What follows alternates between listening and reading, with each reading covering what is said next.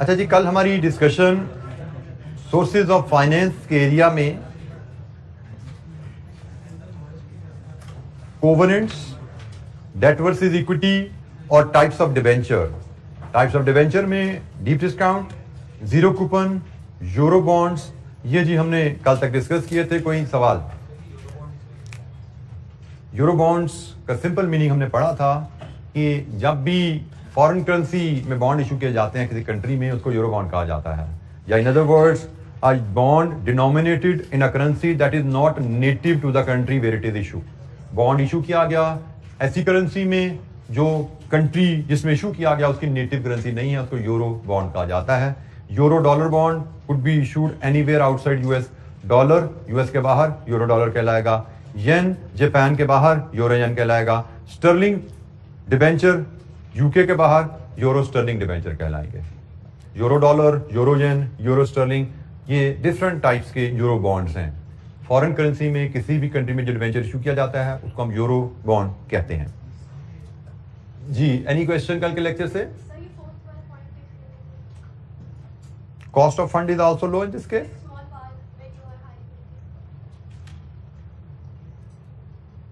Small par value, an attractive financing tool as they normally have small par value and high liquidity.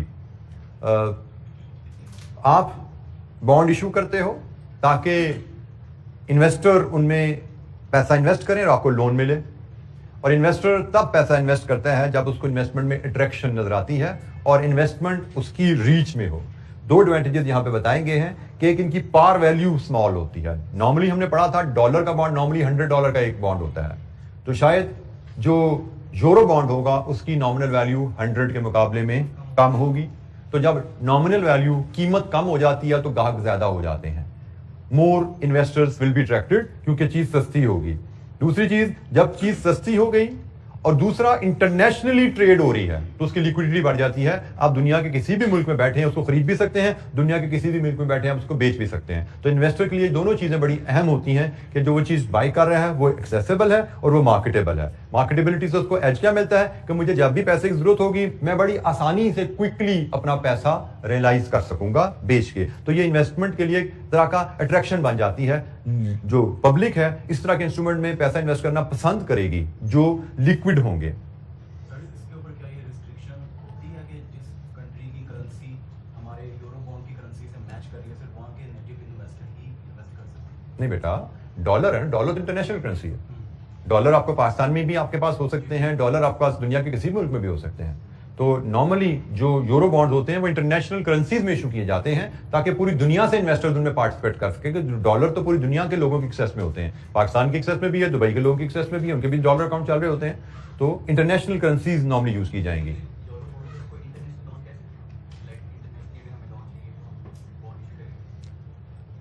आप कह सकते हैं कि अगर हम इंटरनेशनल इन्वेस्टर्स को अट्रैक्ट करना चाहते हैं तो for that we will go for euro bonds.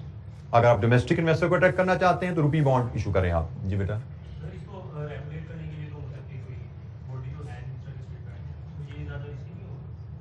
बेटा इसमें डेफिनेटली कोई कंट्री की रेगुलेशन तो इसमें नहीं होती, लेकिन जिस कंट्री में ये इशू किया जा रहा होता है वहां पे SECP securities and exchange commission तो होती है। स्टेट बैंक तो उस पर रेगुलेट नहीं कर रहा, लेकिन कुछ रेगुलेटरी अथॉरिटीज और तो होती हैं क्योंकि उन्होंने जो कंप्लायंस इंश्योर करनी है। क्योंकि बहरहाल पब्लिक ने पैसा देना है तो पब्लिक किसी भी हवाई चीज में तो पैसा नहीं डालती जब तक कोई ना कोई रेगुलेटर उसके पीछे खड़ा ना हो, किसी न किसी रेगुलेटर की तरफ से उसको वेट ना किया जा रहा हो कि ये बैंक ठीक है, ये कंपनी ठीक है, ये प्रोजेक्ट ठीक है। कोई ना कोई वेटिंग तो चाहिए होती है, तो कोई ना कोई रेगुलेटर तो इन्वॉल्व होगा। स्टेट बैंक जैसा स्ट्रिक्ट रेगुलेटर नहीं होगा, लेकिन कोई ना कोई रेगुलेटर जरूर इन्वॉल्व होगा। अच्छा जी, हम मजीद एक और टाइप ऑफ बॉन्ड है कन्वर्टेबल। ये इसकी डिस्कशन भी थोड़ी हमारी ज्यादा होगी, इसमें 2-4 कैलकुलेशन भी छोटी छोटी सी इन्वॉल्व होती हैं। कन्वर्टेबल डिबेंचर्स, अगेन कैलकुलेशन पे हमें MCQs में नंबर आ सकता है, कैलकुलेशन पे हमें थोड़ा सा लॉन्ग क्वेश्चन में पार्ट आ सकता है कन्वर्टेबल डिबेंचर के ऊपर। कन्वर्टेबल डिबेंचर जैसे कि नाम से जाहिर है ये डिबेंचर्स कन्वर्टेबल होते हैं। कन्वर्टेबल किस में? इक्विटी शेयर में। डिबेंचर जब इशू किया गया शेयर इन्वेस्टर को डिबेंचर थे, लेकिन उसमें ऑप्शन दी जाती है इन्वेस्टर को कि आप चाहें तो, ऑप्शन है, इट्स नॉट कंपल्शन, ऑप्शन है, आप चाहें तो X ईयर्स में जाके इस डिबेंचर को वापस कीजिएगा और इसके बदले हमसे Y number of equity share ले लीजिएगा। सो ये है कन्वर्जन ऑप्शन। ये जो कन्वर्जन ऑप्शन होती है, it may be expressed as conversion ratio, कि जी आप हमें एक अपना बॉन्ड दीजिएगा, उसके बदले 25 शेयर ले लीजिएगा। फॉर एग्जांपल $100 का बॉन्ड है, तो कंपनी में अनाउंस $100 का बॉन्ड वापस कीजिए, 25 शेयर ले लीजिएगा। और अल्टरनेटिवली कन्वर्जन प्राइस भी अनाउंस की जा सकती है कि आप आज से 10 साल बाद $100 का बॉन्ड वापस करके $4 के हिसाब से हमसे शेयर ले लीजिएगा। बात तो एक ही है, $100 के बदले $4 के हिसाब से शेयर, 25 शेयर ही मिलने हैं। तो 25 शेयर अनाउंस कर दो या $4 अनाउंस कर दो, this is called conversion ratio, this is called conversion price. So at the time of issue debenture investor को ऑप्शन दी जाती है कि अगर आप हमसे ये डिबेंचर खरीदेंगे तो आफ्टर एक्स ईयर, 10 साल बाद से आप इस डिबेंचर को हमें वापस करके उसके बदले हमसे इक्विटी शेयर्स ले सकते हैं एक्स नंबर, या वाई प्राइस पे आप हमसे अपने डिबेंचर को इक्विटी शेयर में कन्वर्ट करवा सकते हैं। और अगर डिबेंचर होल्डर कन्वर्जन डेट पे कन्वर्जन नहीं कराएगा, debentures will be redeemed on the redemption date. बस ये बताया जाता है ये 10 साल बाद आप चाहें तो रिडीम करवा लीजिएगा से 2032 में, अगर 2032 में कन्वर्ट करा लीजिएगा। अगर आपने 2032 में कन्वर्ट ना कराया तो 2034 में हम रिडीम कर देंगे। यह ऑप्शन इस तरह अनाउंस की जाती है जब कन्वर्टेबल डिबेंचर इशू किए जाते हैं, तो इस स्टेटमेंट के साथ इशू किए जाते हैं कि भाई इस साल में कन्वर्जन की ऑप्शन होगी, तो जो तो कन्वर्ट कराना चाहें वो करवा लें, जो नहीं करवाएंगे उनको हम अगले साल या उससे 1 साल बाद हम रिडीम कर देंगे। सो ऑप्शन है, कन्वर्जन की एक्सरसाइज होगी तो ठीक है, नहीं हुई तो रिडीम हो जाएगा बॉन्ड। अच्छा, ये तो कन्वर्टेबल डिबेंचर का बेसिक मैकेनिज्म हो गया। कन्वर्जन ऑप्शन इसमें क्या होती है, कन्वर्जन रेशियो है, कन्वर्जन प्राइस का कॉन्सेप्ट है। If not converted debenture will be redeemed, ये भी बात होगी। अच्छा, कन्वर्टेबल डिबेंचर से रिलेटेड कुछ मजीद terms. Conversion value of a convertible debenture. एक नॉर्मल डिबेंचर में उसकी नॉमिनल वैल्यू या फेस वैल्यू या पार वैल्यू होती है, और एक नॉर्मल डिबेंचर में उसकी मार्केट वैल्यू भी होती है अगर डिबेंचर लिस्टेड है। मार्केट वैल्यू ऑफ डिबेंचर पे हमारी बात हो चुकी है। कन्वर्टेबल डिबेंचर की 3 वैल्यूज होती हैं, एक उसकी नॉमिनल वैल्यू, पार वैल्यू या फेस वैल्यू होगी, एक उसकी भी मार्केट वैल्यू होगी, लेकिन कन्वर्टेबल डिबेंचर की एक कन्वर्जन वैल्यू भी होती है। तो conversion value of a convertible debenture क्या है? It is the current value of the shares into which a debenture is convertible. For example, हमने $100 का डिबेंचर, नॉमिनल वैल्यू का डिबेंचर इशू किया, which is convertible into 20 ordinary shares. If at the time of issuance the debenture, at the time of issuance of debenture share price is 4, then conversion value of the debenture is 20 into 4, 80. आप debenture issue कर रहे हो $100 nominal value का, तो nominal value तो 100 है, लेकिन conversion value क्या होती है? ये डिबेंचर जिन शेयर्स में कन्वर्टेबल है उनकी आज की मार्केट प्राइस, मार्केट वैल्यू क्या है? $4, 20 शेयर में कन्वर्टेबल है, इंटू 480। अच्छा, कन्वर्जन वैल्यू के बारे में ये याद रखना है, ये स्टैटिक नहीं होती, ये बदलती रहती है। फॉर एग्जांपल, आपने जब डिबेंचर इशू किया था 4 into 20 उसकी वैल्यू 80 थी, लेकिन अगर कुछ दिनों बाद डिबेंचर शेयर प्राइस मार्केट में 4.2 पे चली जाती है, तो कन्वर्जन वैल्यू 4.2 into 20, 84 पे चलेगी। So conversion value of the debenture static चीज नहीं है, बदलती रहेगी। नॉमिनल वैल्यू स्टैटिक है, $100 कांस्टेंट ठप्पा लगा हुआ है, $100 है। मार्केट वैल्यू भी डिबेंचर की स्टैटिक नहीं होती, वो भी मार्केट में इंटरेस्ट रेट स्टेट बैंक ऊपर करे नीचे करे, मार्केट वैल्यू ऑफ डिबेंचर बदल जाएगी। सिमिलरली कन्वर्जन वैल्यू भी स्टैटिक नहीं है, मार्केट में शेयर की प्राइस बदलेगी तो डिबेंचर की कन्वर्जन वैल्यू बदल जाएगी, क्योंकि नंबर ऑफ डिबेंचर तो लॉक है। कभी 20 शेयर्स में इस डिबेंचर ने कन्वर्ट होने जाके कल, लेकिन ये 20 शेयर आज कितने के हैं? 80 के। ये 20 शेयर कुछ दिनों बाद कितने के हो गए हैं? 84 के। कन्वर्जन वैल्यू बदल गई। So this is conversion value of a convertible debenture. Convertible debentures के साथ एक और टर्म होती है कन्वर्जन प्रीमियम। कन्वर्जन प्रीमियम की simple calculation, market value of the bond minus conversion value. अच्छा, यहां पे एक असूल याद रखिए, जब डिबेंचर इशू किया जाता है तो उस वक्त नॉमिनल वैल्यू और मार्केट वैल्यू बराबर होते हैं। डिबेंचर की वैल्यू कब हिलती है? जब सब्सीक्वेंटली स्टेट बैंक मार्केट में इंटरेस्ट रेट बदल दे। जब आपने डिबेंचर इशू किया तो स्टेट बैंक के रेट्स के मुताबिक इशू किया ना, तो भाई जब तक स्टेट बैंक रेट नहीं बदलता आपकी मार्केट वैल्यू नॉमिनल वैल्यू के बराबर रहती है। जैसे ही स्टेट बैंक रेट बढ़ाएगा आपके डिबेंचर की वैल्यू नॉमिनल वैल्यू से नीचे आ जाएगी।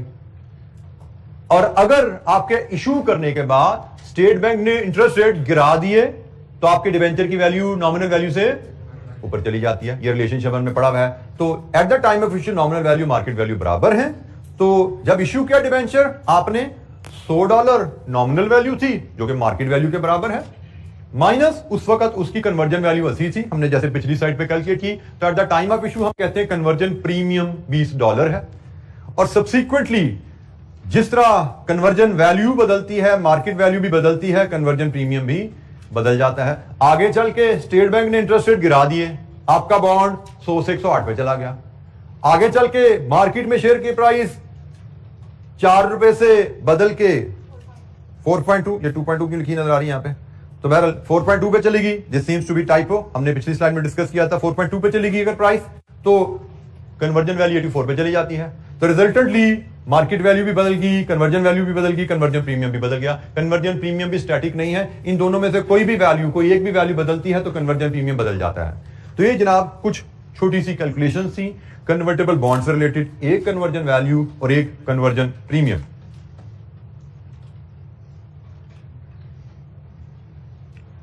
अच्छा जी, यहां पे अब थोड़ी सी कन्वर्टेबल डिबेंचर से कुछ मजीद बात। Interest rate on convertible debenture.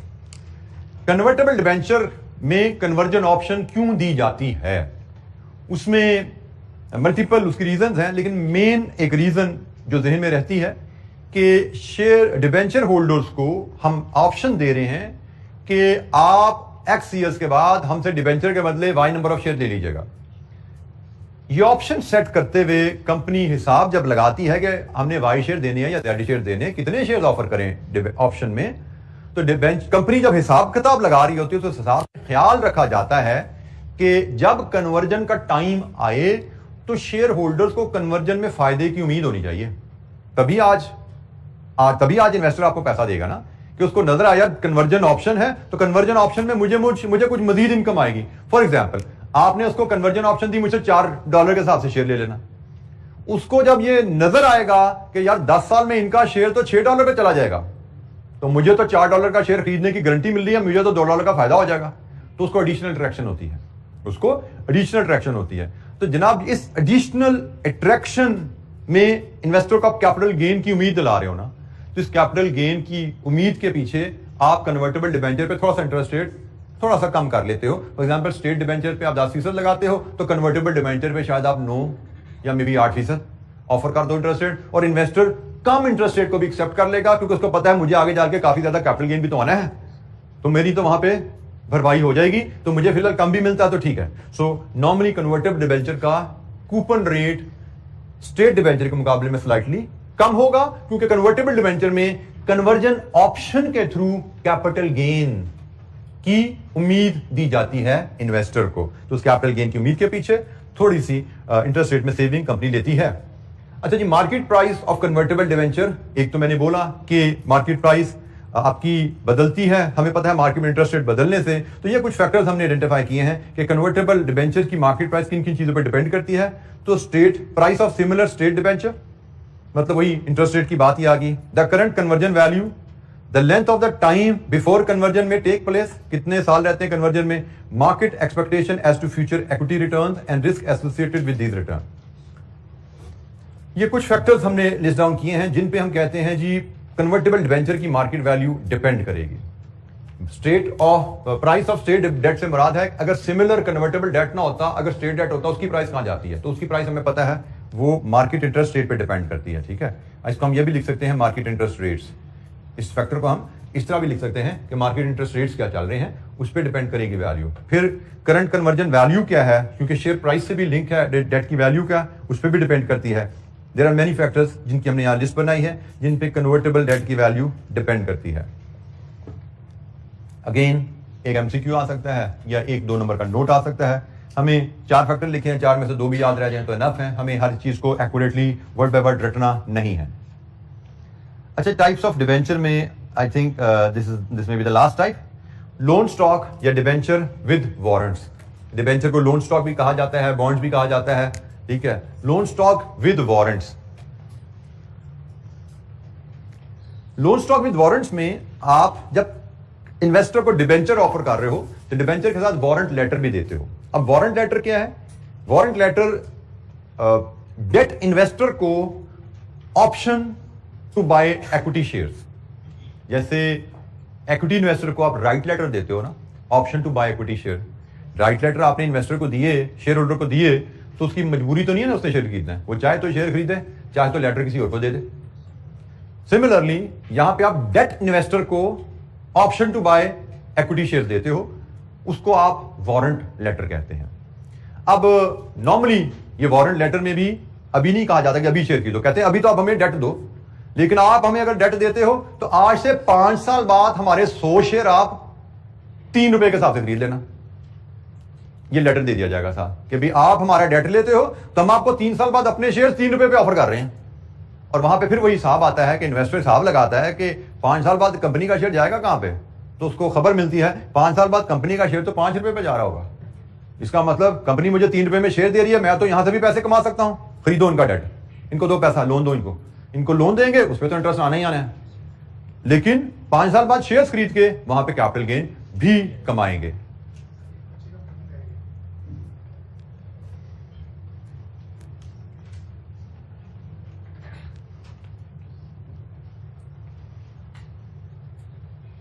तो वारंट में ऑप्शन दी जाती है इन्वेस्टर को कि आप ड्यू डेट पे एक्स अमाउंट जमा करके हमसे वाई शेयर ले लेना। और अब इसमें थोड़ा सा इसको फर्क रखना जरा कन्वर्टेबल बॉन्ड से। कन्वर्टेबल बॉन्ड में आप कंपनी को डिबेंचर वापस करते हो और शेयर्स लेते हो, डिबेंचर कन्वर्ट हुए हैं शेयर्स में। यहां पे डिबेंचर आपके पास पड़े हुए हैं, आप कंपनी को पैसे देते हो और शेयर्स भी ले लेते हो, वारंट दिखा के पैसे देके शेयर भी ले ले, आपके पास आप डिबेंचर भी हैं और शेयर्स भी हैं, ठीक है। तो लोन स्टॉक विद वारंट्स में आपके पास दोनों चीजें आ जाती हैं। आप जब उनको पैसे देते हैं तो आप शेयर्स लिए, और लोन नोट्स आप रिडम्पशन तक अपने पास रखते हो। ये कहानी होती है जी डिबेंचर विद वारंट्स की। और ये हम ध्यान में रख सकते हैं कि डिबेंचर विद वारंट्स में भी just like convertible debenture interest rate थोड़ा हम कम रख सकते हैं, क्योंकि डिबेंचर विद वारंट्स में भी इन्वेस्टर को हम कैपिटल गेन की उम्मीद दे रहे हैं ना, कि कुछ ना कुछ कैपिटल गेन भी कमाओगे तो थोड़ा इंटरेस्ट यहाँ पे कम ले लो हमसे, तो ये बात होती है। अच्छा, ये ब्रीफली रीड थ्रू कर लीजिए। Advantages of convertible bonds to the company, advantages of convertible bonds to the investor. Read through कीजिए। कोई पॉइंट आपको समझ नहीं आता, समझ रहे हैं जी, आपने कोशिश करनी है समझने की। इनको कोई पॉइंट समझ नहीं आता, ये क्या है मतलब इसका, ये क्या कहना चाह रहा है, तो वो पूछिए, आई एक्सप्लेन।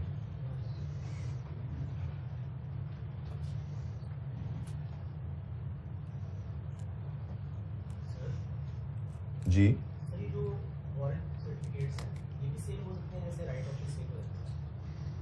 वारंट लेटर भी just like right letter saleable होते हैं। यस,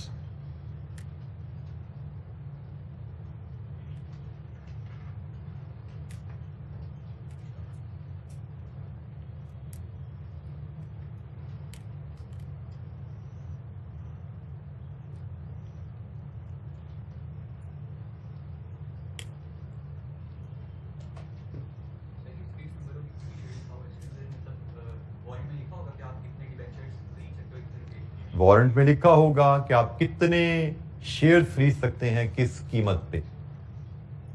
हर डिबेंचर सर्टिफिकेट का साथ एक स्पेसिफिक नंबर ऑफ शेयर्स का वारंट मिलेगा कि जी आप हमसे 5,000 रुपए का एक सर्टिफिकेट खरीदेंगे तो 100 शेयर का वारंट आपको मिलेगा। 2 सर्टिफिकेट खरीदेंगे तो 2 वारंट मिल जाएंगे 100 शेयर्स के।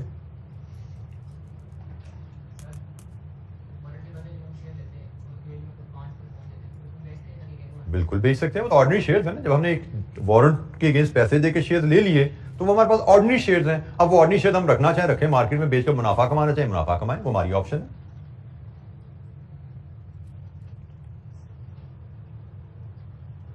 ये टर्म यहां पे यूज की गई है कन्वर्टेबल डिबेंचर के रेफरेंस से, सेल्फ लिक्विडेटिंग। सेल्फ लिक्विडेटिंग से मुराद होता है इनको में रीपे नहीं करना पड़ता ना। नॉर्मल डिबेंचर्स होते हैं ना, उनको रीपे करने के लिए पैसे अरेंज करने पड़ते हैं। डेबिट डिबेंचर करते हो, क्रेडिट बैंक करते हो, रीपे करोगे तो लोन खत्म होगा ना। लेकिन कन्वर्टेबल डिबेंचर का लोन खत्म करने के लिए रीपेमेंट की जरूरत आपको नहीं होती। कन्वर्जन ऑप्शन एक्सरसाइज होगी तो आपने डिबेंचर लेके कैंसिल करने हैं, एंट्री डालनी बुक्स में कि debit debenture credit share capital, share issue कर देने। सेल्फ लिक्विडेटिंग, खुद ब खुद रीपे हो जाते हैं, खत्म हो जाते हैं। लोन को रीपेमेंट का बंदोबस्त हमें नहीं करना पड़ता। This is what is meant by self liquidating.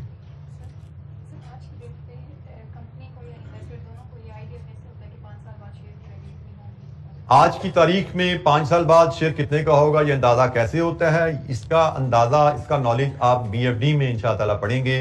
Business valuation, share valuation, एक शेयर के वैल्यू किन फैक्टर्स पे डिपेंड करती है, शेयर की वैल्यू कैसे फोरकास्ट की जा सकती है, अंदाज़ा करने के there are models, we need some information जिनको लेके डिफरेंट मॉडल्स की मदद से हम प्रिडिक्ट कर सकते हैं शेयर की value. We will learn something about that in BFD इंशाअल्लाह।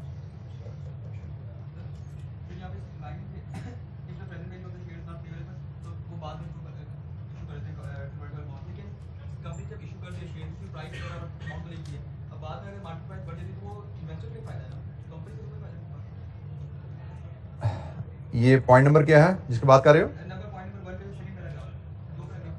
सेकंड पैराग्राफ का point number 1, a convertible bond offers, ये को मुझे गलत साइड पे लगा दिया आपने। फर्स्ट पॉइंट का सेकंड पैराग्राफ क्या कह रहा है यार, शुरू कहां से हो रहा है ये बोल दे। मेरे पास डिफरेंट, आप किताब पढ़े हो? आप किताब से पढ़े हो या इधर से पढ़े हो? पेज नंबर बोलो। पेज नंबर 92 में कुछ कहानी है जी, उसकी बात है। पेज नंबर 92 पे कन्वर्टेबल डिबेंचर की कहानी कुछ लिखी हुई है, उसके बारे में सवाल पूछा जा रहा है। ये जी पेज नंबर 92 है और यहाँ पे ये जी सेकंड पैराग्राफ। अच्छा जी, अच्छा जी, if director feels that prices of shares of the company are depressed at present and therefore do not represent a favorable time to issue new ordinary shares immediately, it may issue convertible bond। अभी मैंने आपको जो कहानी बताई कि आप convertible debenture में जो कन्वर्जन प्राइस ऑफर करते हो से, वो चलें पाकिस्तान के हिसाब से बात करें, वो 20 रुपये है कि जी आप हमसे डिबेंचर खरीदें 5,000 का और आज से 5 साल बाद 20 रुपए के हिसाब से आप हमारे शेयर में कन्वर्ट करवा लेना। मैंने आपको ये तो बताया कि जब ये 20 रुपए की प्राइस रखी जाती है, ये ख्याल रखा जाता है कि इन्वेस्टर को नजर आ रहा हो कि भाई 5 साल बाद मुझे तो 20 रुपए में शेयर मिल जाएगा, कंपनी का शेयर कहीं 24-25 रुपए या 22 रुपए पे 28 रुपए पे होगा। ठीक है, 5 साल बाद की प्राइस का मैंने आपको बात की, मैंने आज की प्राइस की तो बात ही नहीं की। आज की प्राइस शायद उस शेयर की 15 रुपए है। आज की प्राइस 15 रुपए है। इसका मतलब अगर आज आप शेयर इशू करो तो 15 रुपए के बेच पाओगे ना, मार्केट प्राइस से ज्यादा शेयर तो नहीं बेच सकते। तो अगर आज की प्राइस 15 रुपए है तो आज तो 15 रुपए भी शेयर बेच पाओगे। लेकिन आपको पता है कि आज प्राइस मेरी कम इसलिए है कि ये गवर्नमेंट की इंस्टेबिलिटी आई हुई है, आजकल पॉलिटिकल हालात बदले हुए हैं, इसलिए डिप्रेस है मेरी शेयर प्राइस। 6 महीने 8 महीने साल में इलेक्शन हो जाएंगे ना, गवर्नमेंट आ जाएगी, जैसे भी गवर्नमेंट आएगी मेरी शेयर की प्राइस बढ़ जानी है। तो अगर मैं आज शेयर बेचता हूं तो मैं तो आज 15 रुपए का बेच पाऊंगा। बेचना तो मैं शेयर चाहता हूं, लेकिन आज शेयर बेचने में मुझे 100 रुपया इकट्ठा करने के लिए ज्यादा शेयर इशू करने पड़ेंगे, बनिस्बत मैं कल 6 महीने बाद शेयर इशू करूं तो मुझे 100 रुपए इकट्ठा करने के लिए कम शेयर इशू करने पड़ेंगे, क्योंकि मैं महंगा शेयर बेच पाऊंगा, लेकिन पैसे मुझे आज चाहिए। ये फिर उसका हल है, पैसे आज चाहिए लेकिन आज शेयर इशू करना फिजिबल नहीं है। आज कन्वर्टेबल डेट इशू कर दो और साथ उसमें 20 रुपए में शेयर बेचने की ऑप्शन डाल दो। ठीक है ना। तो अब इन्वेस्टर को पता है 20 रुपए में शेयर मैंने खरीदने हैं, लेकिन आज नहीं खरीदने, मैंने 5 साल बाद खरीदने हैं। तो 5 साल बाद तो इस कंपनी का शेयर 25 रुपए पे गया होगा, तो पैसे कंपनी ने आज वसूल कर लिए, प्राइस आज ऑफर की लेकिन 20 रुपए 15 रुपए ने। ठीक है, तो थोड़ा सा ये मैकेनिज्म हम इस तरह बनाते हैं जिससे कंपनी जब उसकी प्राइसेस डिप्रेस्ड हैं तो उससे अपना थोड़ा सा नुकसान बचा लेती है, कम शेयर कमिट करती है, पैसे ज्यादा इकट्ठे कर लेती है। ठीक है जी। एनी जी बेटा, ये तो बात है ना कि जब शेयर्स आपके कन्वर्ट होंगे तो अर्निंग डाइल्यूट हो जाएगी, नंबर ऑफ शेयर्स आपके बढ़ जाएंगे, लेकिन आपके जब आप शेयर्स आपके इशू होंगे, कन्वर्टेबल डेट इक्विटी में कन्वर्ट होगा, इसके 2 असरात आते हैं। एक, नंबर ऑफ इक्विटी शेयर्स आपके बढ़ जाते हैं, और दूसरा असर क्या आता है, इंटरेस्ट पेमेंट नहीं करनी पड़ती। तो एक तरफ आपका प्रॉफिट्स बढ़ते हैं इंटरेस्ट पेमेंट ना करने की वजह से, दूसरी तरफ आपके नंबर ऑफ शेयर्स बढ़ते हैं, तो ये अर्निंग पे इसका इफेक्ट जनरली रिडक्शन की सूरत में पड़ता है। ये बहरहाल एक इफेक्ट इसका होता है।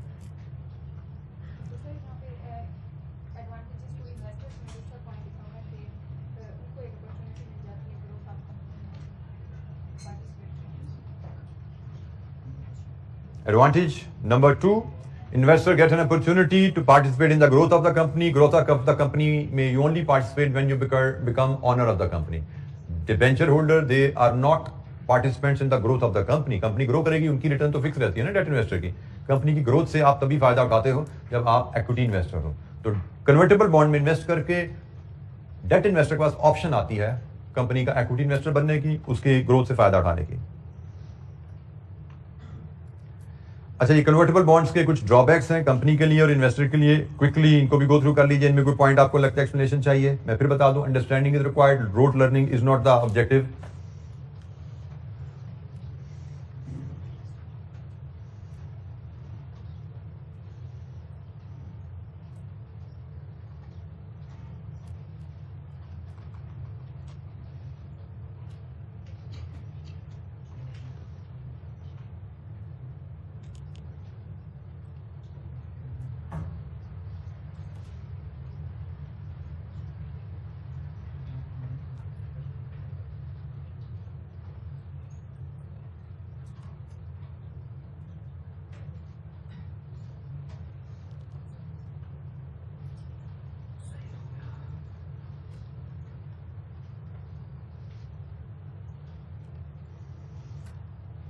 अच्छा जी, ये थोड़ा सा कंपैरिजन है बैंक लोन वर्सेस डिबेंचर्स या लोन स्टॉक. हमने पढ़ा था कि हमने लॉन्ग टर्म लोन लेना हो, दो ऑप्शन होती हैं. बैंक से भी लोन ले सकते हैं, पब्लिक से भी लोन ले सकते हैं थ्रू डिबेंचर या लोन स्टॉक. ये कंपैरिजन है इनका. हम डिफरेंट एंगल से इन दोनों को कंपेयर कर सकते हैं. एक फ्लेक्सिबिलिटी का फीचर है. बैंक लोन में फ्लेक्सिबिलिटी है क्योंकि बैंक लोन आपने एक बैंक से लिया ना. फ्लेक्सिबिलिटी से मुराद आपको इसकी रीपेमेंट शेड्यूल रीनेगोशिएट करने हैं. ठीक है, आप चाहते हो मैंने 5 साल में रीपे करने का एग्रीमेंट किया था, मेरा कारोबार में थोड़ी दिक्कत आ गई है, मैं 7 साल में रीपे करना चाहता हूं. एक पार्टी से लोन लिया ना, उससे टेबल पे बैठ के निगोशिएट कर सकते हो आप. फ्लेक्सिबिलिटी है. लेकिन पब्लिक से लोन लिया है तो पब्लिक तो लाखों लोगों ने आपको पैसे दिए हैं, लाखों लोगों से तो आप टर्म रिवाइज नहीं कर सकते. उन्होंने तो एक टर्म्स आपने ऑफर की थी, उस पर लोन दिया आपको. टर्म्स चेंज करना हो पब्लिक से चेंज करना मुश्किल है. सो फ्लेक्सिबिलिटी है, फ्लेक्सिबिलिटी नहीं है. कॉन्फिडेंशियलिटी है क्योंकि you are dealing with the bank, you only share your information with the bank. You are dealing with the public, you have to make information to the public. तो confidentiality है, यहां पे नहीं है. Bank loan is quick. एक party bank से loan लेना है, टेबल पे बैठे निगोशिएट किया, प्रोसेस इज क्विक. पब्लिक से लोन लेना है तो प्रोसेस इज जरा अ बिट स्लो क्योंकि आपको स्टॉक चेंजेस से अप्रूवल लेनी पड़ती है, आपको बैंकों से अरेंजमेंट करनी पड़ती है कलेक्शन की, फिर कोई ऑफर लेटर बनाना पड़ेगा, पब्लिक अखबार में इश्तिहार देंगे, पैसे आएंगे. So it's a long process जिससे बाद पैसे मिलते हैं. इशू कॉस्ट लो. इशू कॉस्ट क्या होती है जी? Cost of arranging finance. एक है कॉस्ट ऑफ फाइनेंस, पैसा आएगा तो उसको इस्तेमाल करने की रिटर्न देना, वो कॉस्ट ऑफ फाइनेंस होती है. इशू कॉस्ट होती है कॉस्ट ऑफ अरेंजिंग फाइनेंस. पैसा आएगा, उसमें कितने पैसे लग रहे हैं. तो बैंक से पैसा अरेंज करना, बैंक की फीस कम है लोन अप्रूव करने की. पब्लिक से पैसा अरेंज करना, उसमें स्टॉक चेंजेस की अप्रूवल भी है, अखबारों में इश्तिहार भी है, बैंकों की फीसें भी हैं. Issue cost is high. ये हमने आईपीओ में ये बात की हुई है. आईपीओ और इंट्रोडक्शन का डिफरेंस, जब आईपीओ और प्लेसिंग का फर्क जब समझ रहे थे वहां पे हमने ये बात की थी. तो ये वही बात है, आईपीओ है और ये एक बैंक से लोन है, ये पब्लिक से लोन है, ये बैंक से लोन है, फर्क है. रिस्ट्रिक्शन, रिस्ट्रिक्शन यहां पे बैंक जरा ज्यादा लगा सकता है. जो आप बैंक से निगोशिएट करते हो, बैंक आपके सामने है, वो खुद रिस्ट्रिक्शन डिक्टेट कर सकता है. पब्लिक से जब आप लोन लेते हो तो पब्लिक नहीं रिस्ट्रिक्शन डिक्टेट करती, आप खुद पब्लिक के पास जाते हो, जी मैं इन शराइत पे आपसे लोन मांग रहा हूं. शराइत आपने खुद लिखी होती है ना, तो आप अपने हिसाब से सूटेबल लेस रिस्ट्रिक्टिव शराइत लिखते हो. यहां पे शराइत बैंक बताता है, ये शराइत है, इन पे मैं लोन दूंगा. फर्क है. फाइनेंशियल इंफॉर्मेशन यहां पे अगेन सिर्फ बैंक के पास जानी है, आपको रेगुलरली सबमिट करनी है. Public may not demand such information क्योंकि ये कोवेनेंट में आता है ना, सबमिशन ऑफ फाइनेंशियल इंफॉर्मेशन. तो आप कोवेनेंट में इस इंफॉर्मेशन को स्किप कर सकते हो. अगर आपको लगता है कि you don't want to share information with the public, आप इस कोवेनेंट को स्किप कर सकते हो. लेकिन बैंक आपसे मांगेगा ही मांगेगा. आपको financial information, management accounts information उनसे share, budgets, management account share करने पड़ेंगे आपको उनसे. सो ये कंपैरिजन है दोनों टाइप्स ऑफ लोन्स का. दोनों लॉन्ग टर्म लोन्स हैं, बैंक से भी ले सकते हैं, पब्लिक लोन भी ले सकते हैं. दोनों का कंपैरिजन हमने 6 पॉइंट्स पे देखा जी. बेटा finance cost is something different. कि आपको लोन किस इंटरेस्ट रेट पे मिलेगा, उसके फैक्टर्स कुछ और है. आप बैंक से लोन ले रहे हो, आप पब्लिक से लोन ले रहे हो, फाइनेंस कॉस्ट में बी द सेम.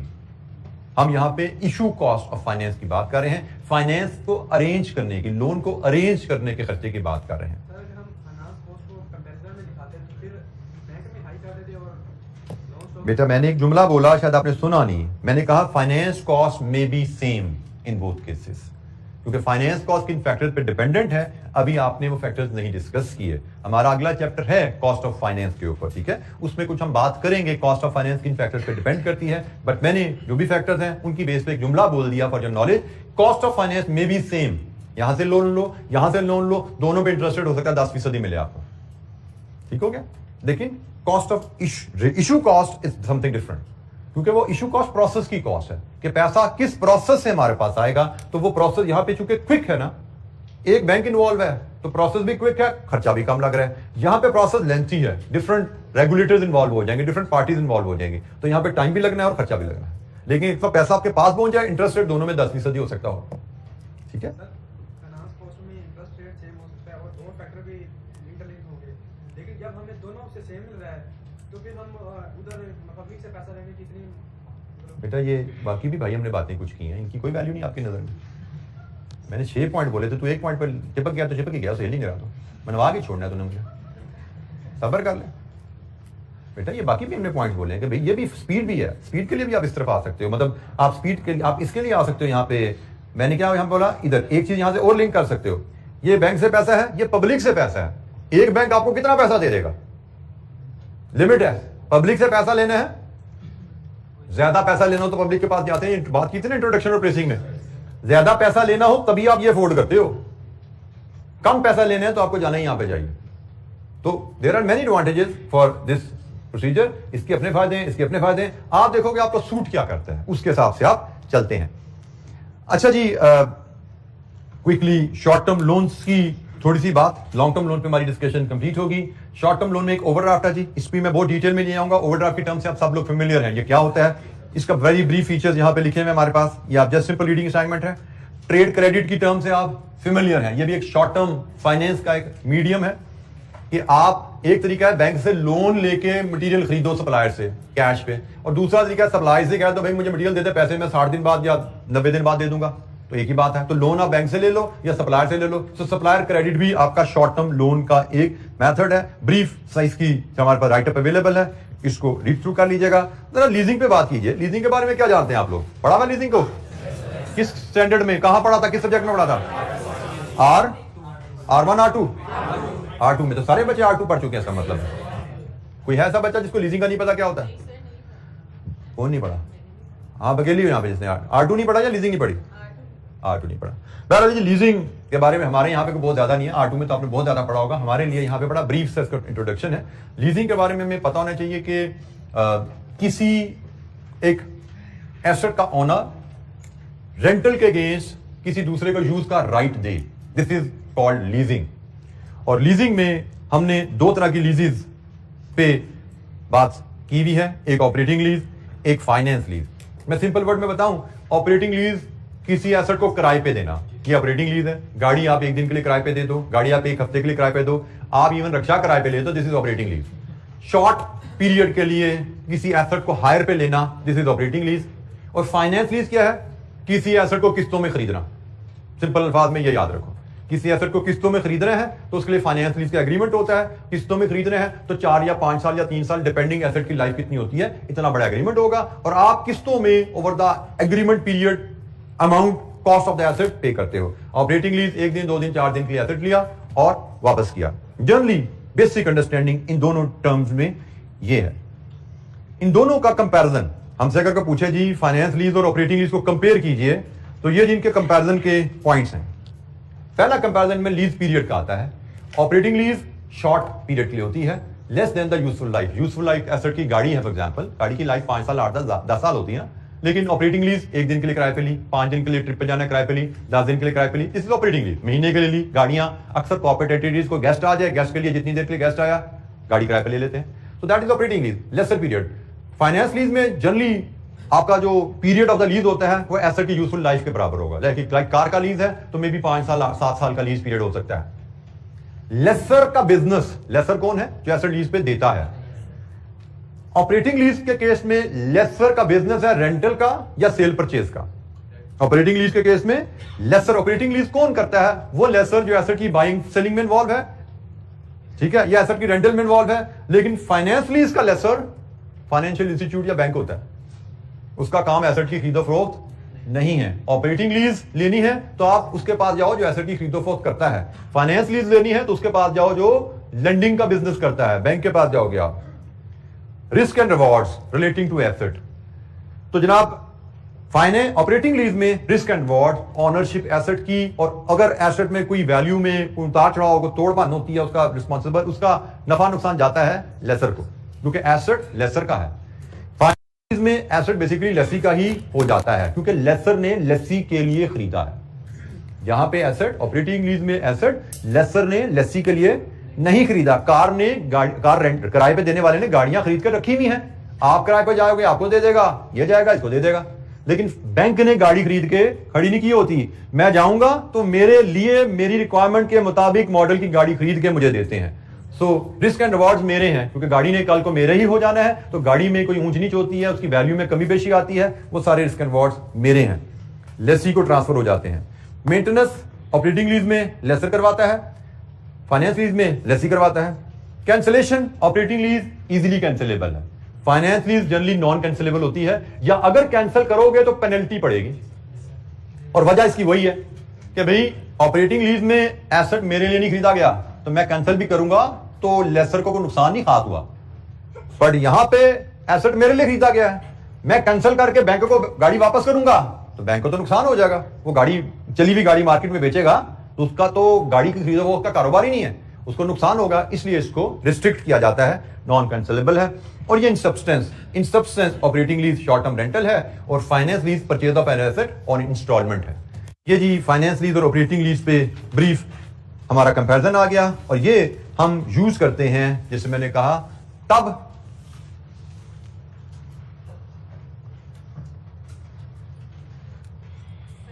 जी बेटा leasing is termed as medium term, short to medium term source of finance. Operating lease में शॉर्ट टर्म फाइनेंसिंग नीड आप यूज करते हैं अपनी, और फाइनेंस लीज में आप लॉन्ग टर्म मीडियम टर्म आपकी फाइनेंसिंग नीड 3 से 5 साल तक नॉर्मली जाते हैं, वो हम फुलफिल करते हैं। जी एनी क्वेश्चन, कोई सवाल?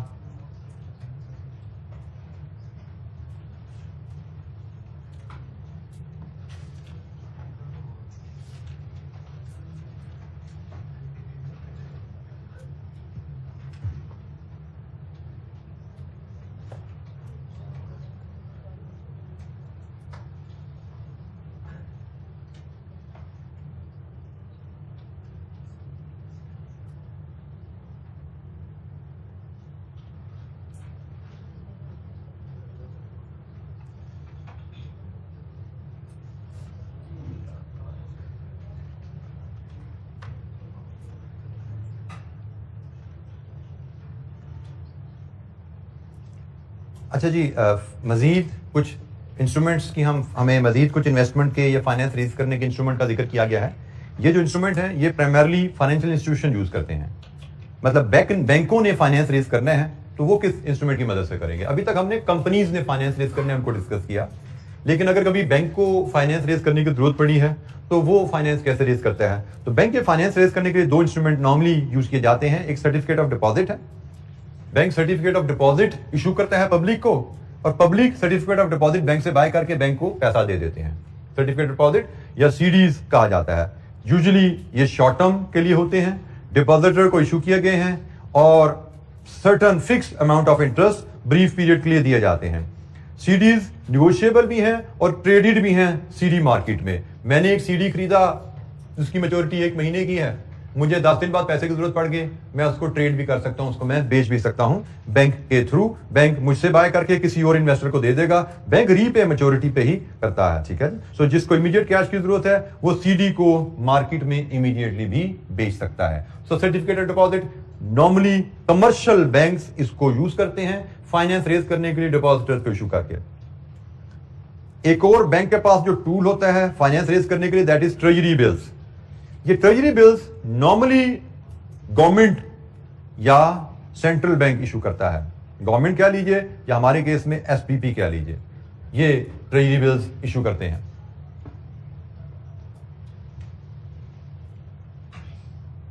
ये भी शॉर्ट टर्म कैश डेफिशिएंसी जो गवर्नमेंट के बजट में आ जाती हैं उनके लिए यूज किए जाते हैं, और सर्टेन में वही रीपेमेंट अमाउंट है, प्रिंसिपल है, शॉर्ट टर्म मैच्योरिटी है, लेस देन अ ईयर है, जिसको फुल वैल्यू इंटरेस्ट पर प्रिंसिपल मिलता है। आपको सिर्फ दो लाइनें याद रखनी है सीडी के ऊपर, ट्रेजरी बिल के ऊपर लिखी यहाँ पे बेशक 4-4, 6-6 हैं, आपको 2 लाइनें याद है, मोर देन सफिशिएंट है। आपको नेचर पता होनी चाहिए, एक आध फीचर पता होना चाहिए, आपको इससे ज्यादा याद नहीं रखना, लेकिन रीडिंग करेंगे 4 लाइनों की तभी आपको 2 लाइनें आपके जहन में स्टक कर जाएंगी। अच्छा जी, फिलहाल हमारी डिस्कशन यहाँ पे, मुझे लगता है कि कल हमारा प्लान है जी, हमारा जो टेस्ट हुआ था लास्ट, या असेसमेंट थी, उसकी असेसमेंट या टेस्ट किसकी क्या हुआ था आखिरी हमारा असेसमेंट की डिस्कशन हमारी ड्यू है जी। सो कल हम इंशाअल्लाह असेसमेंट की डिस्कशन करेंगे, और इस चैप्टर में हमारी डिस्कशन में जो 2 एरियाज रह गए हैं, एक इस्लामिक फाइनेंस, ये सीए के सिलेबस में नई चीज है जो शामिल की गई है, तो इस्लामिक फाइनेंस और थोड़ा सा मजीद कुछ अदर सोर्स ऑफ फाइनेंस पे डिस्कशन है। तो मुझे लगता है कि शायद कल तो नहीं, लेकिन नेक्स्ट वीक जब हम थर्सडे को मिलेंगे तो थर्सडे को इस चैप्टर को हम कंप्लीट कर रहे होंगे,